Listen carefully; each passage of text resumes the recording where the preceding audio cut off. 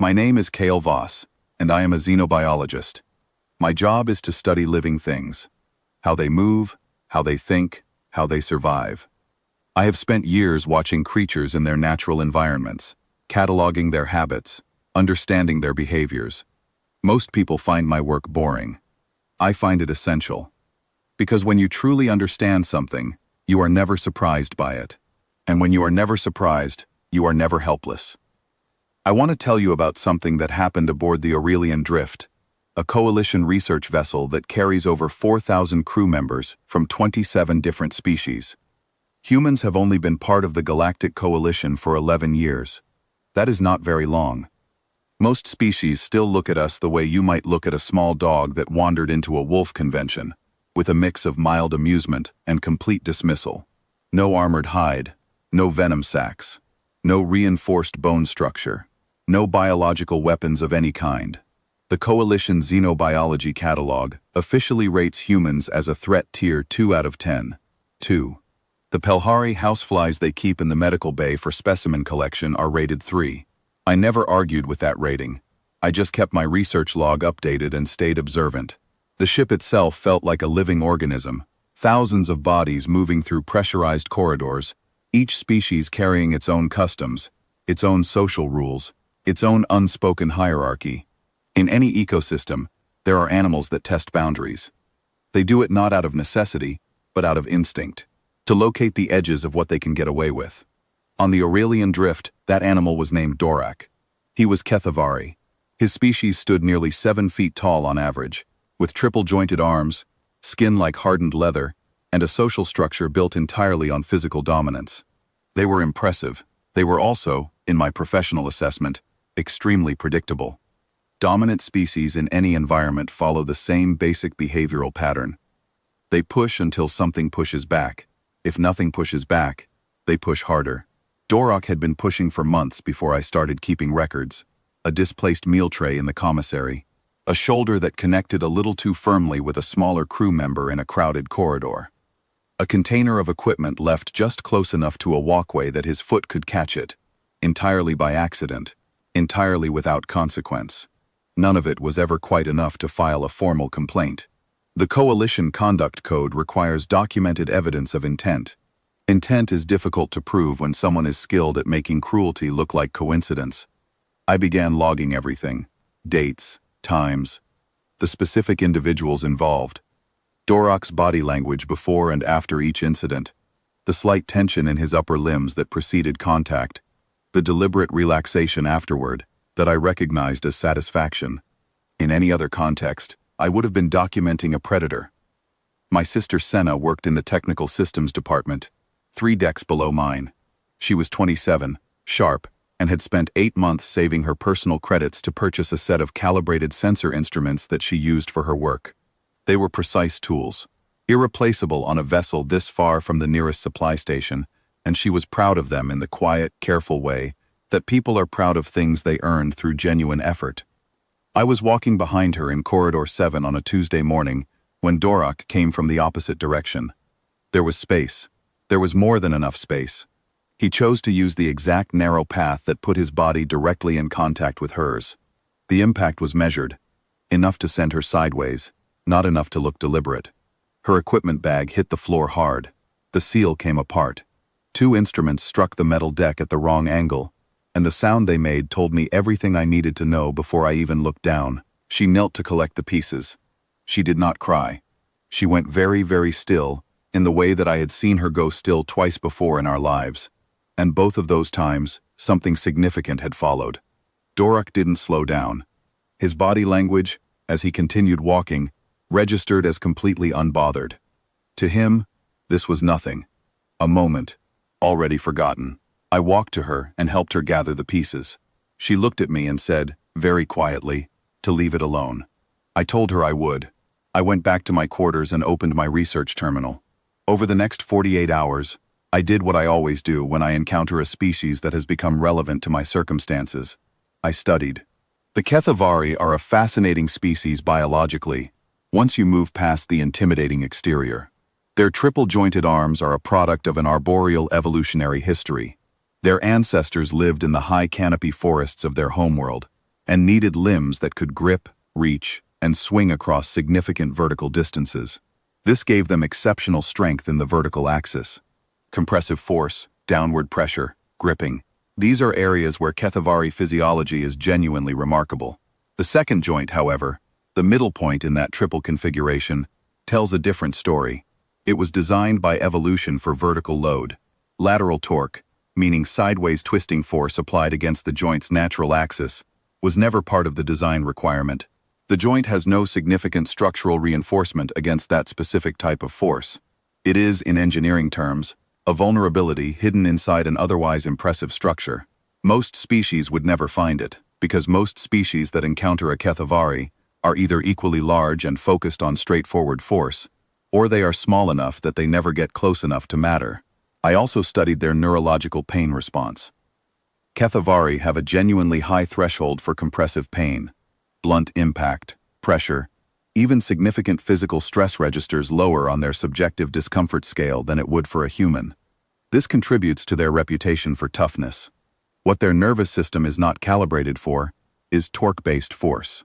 The sensory nerve clusters around that second joint respond to rotational stress with a signal that their brain has no prior experience processing. It does not read as normal pain.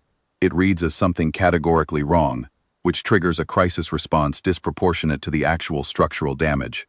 I noted all of this in my personal research file under the heading Kethavari Motor System, Structural Observations.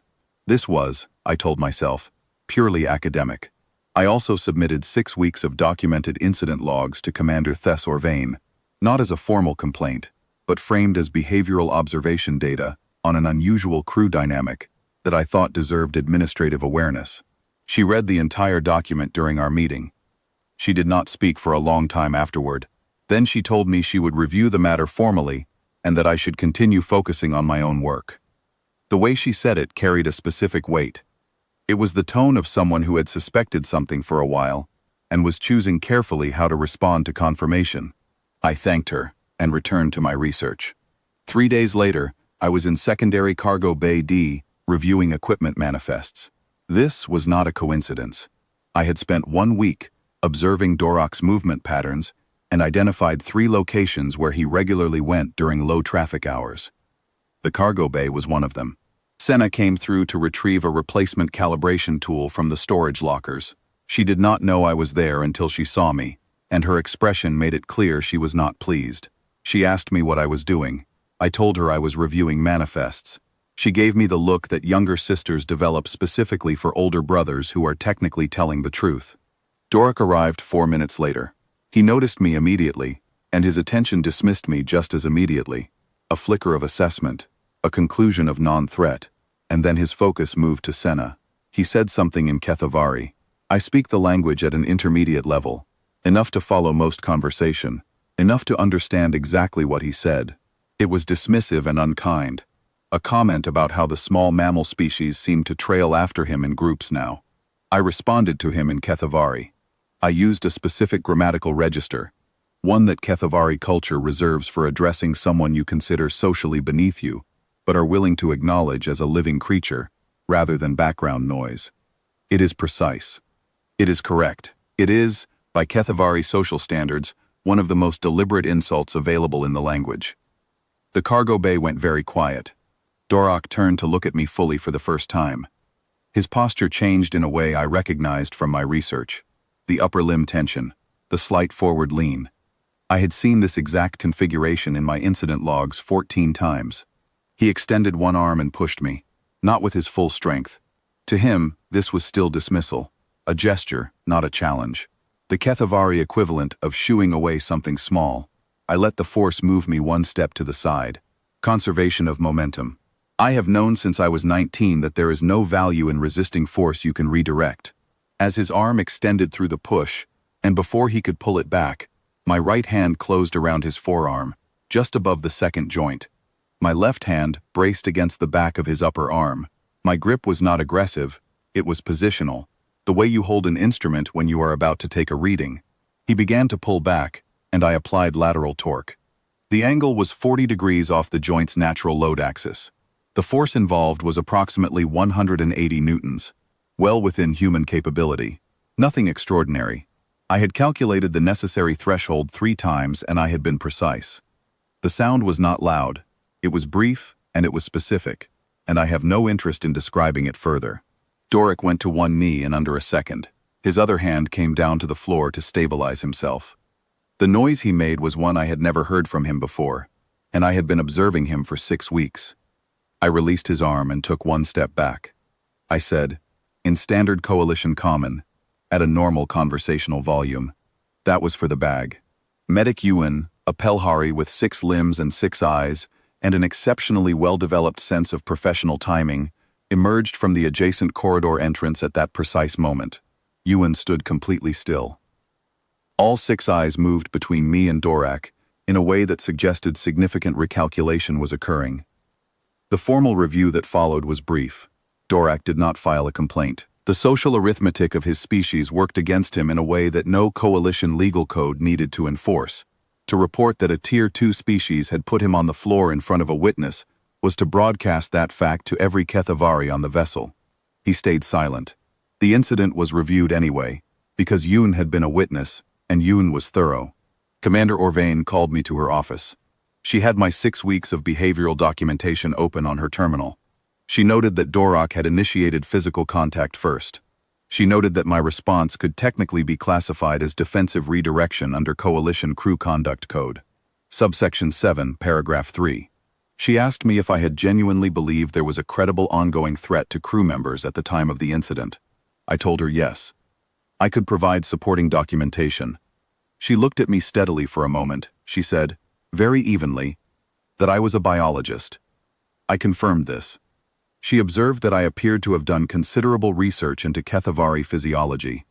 I told her that I researched all species as a professional matter. She held my gaze for another moment, then told me I was dismissed without charges, and that I should return to my work. Doric's arm healed fully in 6 weeks. He also, according to my continued observation logs, began routing around human crew members in corridors with a consistency that was statistically measurable. Not avoidance exactly. More like a quiet recalibration of what he considered a safe distance. Medic Yoon caught me in the medical bay during my routine checkup 2 days after the incident, and spent 20 minutes asking questions about human musculature, skeletal density, and fine motor capability. Yoon found it genuinely difficult to reconcile what Yoon had witnessed with the Coalition's official assessment data. I explained, as clearly as I could, that the threat tier catalog was designed by species that measure danger by visible physical features. Armor, size, natural weapons, things you can see and measure before contact occurs. Yoon asked what humans use instead. I thought about it for a moment, and then I said that we use time. We observe, we learn, we calculate. And by the time we act, the work is already finished. The action itself is almost a formality. Yoon wrote this down. I was pleased that someone found it worth recording. Senna replaced her instruments 2 weeks later, covered by a compensation arrangement that Commander Orvain had quietly facilitated through standard equipment damage protocols. She did not ask me directly what had happened in the cargo bay. She had heard enough from enough people to understand the general shape of it. She made me dinner in the small crew kitchen near her quarters, a recipe from home, which takes considerable effort on a vessel this far out. And she did not say anything about any of it for the entire evening. That was, I understood, her way of saying what she needed to say. I returned to my quarters afterward and opened my personal research log. I added a final entry to the incident file, in the same format I use for all my field notes, because it seemed right to close it properly. Observation summary. Threat assessments based on external physical characteristics consistently fail to account for accumulated knowledge as a force multiplier. A species that studies its environment carefully, records what it finds, and applies what it has learned at the correct moment, does not need natural armor or biological weapons. It needs patience, precision, and a thorough understanding of biology. Recommend revision of Coalition threat tier methodology to include cognitive adaptability as a primary variable. Further research recommended. Log closed. Voss, K. I saved the file and went to sleep.